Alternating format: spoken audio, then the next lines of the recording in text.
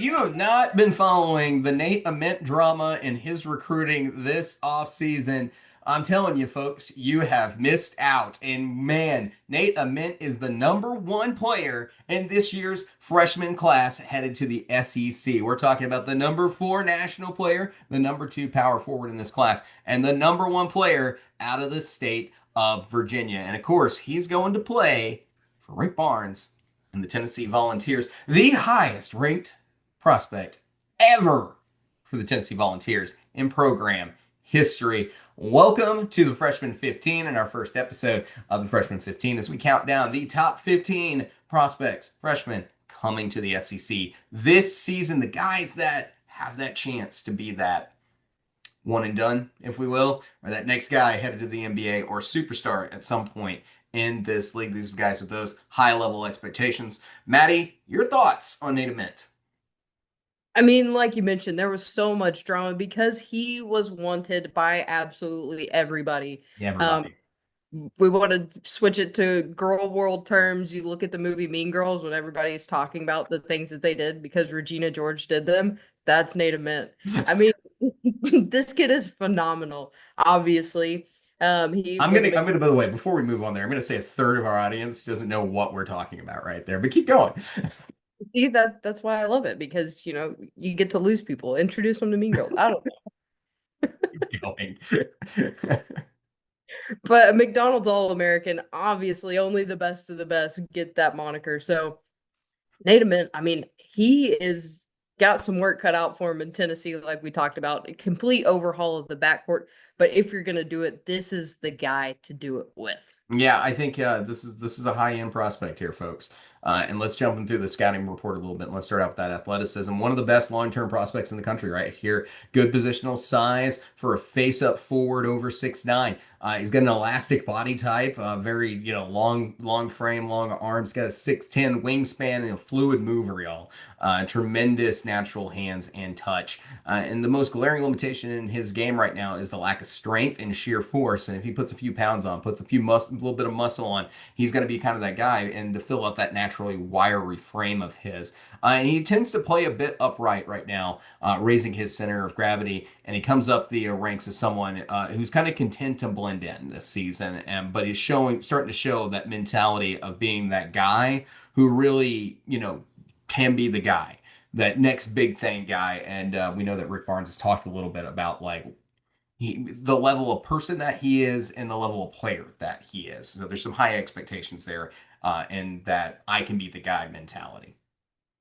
Yeah, I mean, and one of the things about Tennessee, obviously, you can always expect elite defense, but sometimes we question where the offense is going to come from. That is no question with Nate Ament. He's got really good potential, both as a ball handler and as a shooter. He's got a 47, 42, 90 shooting splits with the 3 SSB season he's had. He's also got a high release and a soft touch with range that extends out to the three. Phenomenal option for Tennessee as you kind of mix in with some of those backcourt pieces. He's starting to show more creativity off the bounce, which could also be very beneficial when you've got a guy on the inside who's able to kind of be that Swiss Army knife and work all over the floor. He can struggle to finish through contact in a high level game, but like you said, add a few more pounds, a little bit of strength, and I don't think that's going to be a problem with this guy. And he's got a real ability to be able to get the shot off. And that, with what we've seen the last few seasons, is going to be really important for Tennessee to be able to get that guy who's going to be able to get you the bucket when you need it. You're saying important to Tennessee. Let's talk about the defense real fast because that is the calling card for Tennessee and Rick Barnes. And this is a plus side defender with high potential right here in Nate Ament. And when he's near the rim, he can be also kind of bullied off of it. So that's one of the areas that need to be improved, especially off drives and post ups.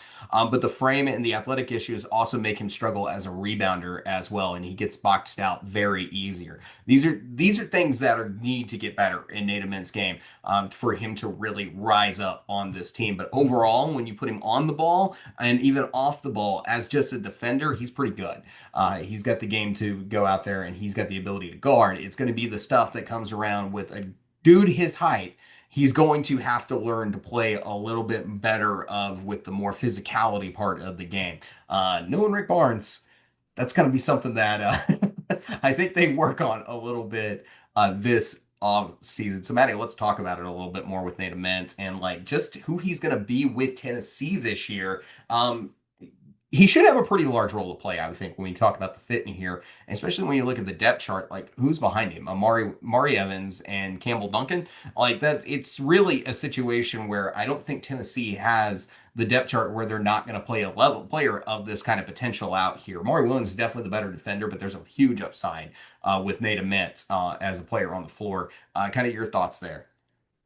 Yeah, I think when you're looking, especially on the offensive side of the ball, Tennessee's usually very defense heavy. This is what they need to kind of continue to move to that next level, especially if they're able to get him to bulk up a little bit, get those defensive concerns addressed. And I think he is going to be Rick Barnes' poster child. He can be. He's got a lot of ability, like I said. And what's wild here on the freshman 15 series and everything else is the guy who's been number one has done pretty well the last couple of seasons.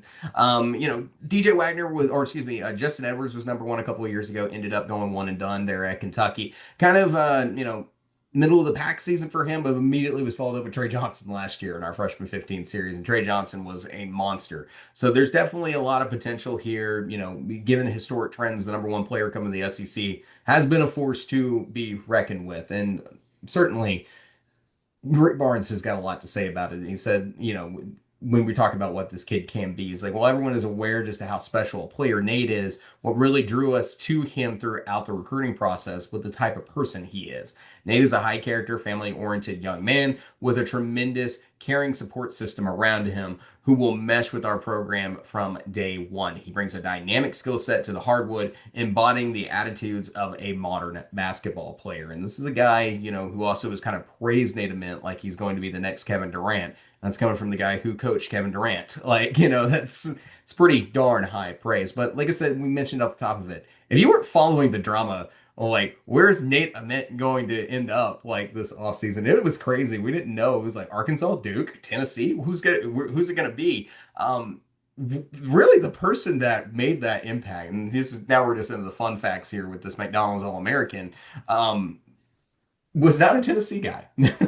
Shaquille O'Neal made an impact on Nate Ament going to Tennessee, an LSU player. On his new Netflix series Power Moves with Shaquille O'Neal, Shaq offered Ament some insight during his high-profile recruitment, which stretched, as we mentioned, to teams like Duke, Kentucky, Louisville, Arkansas, and Tennessee. This is what Shaq said. My advice.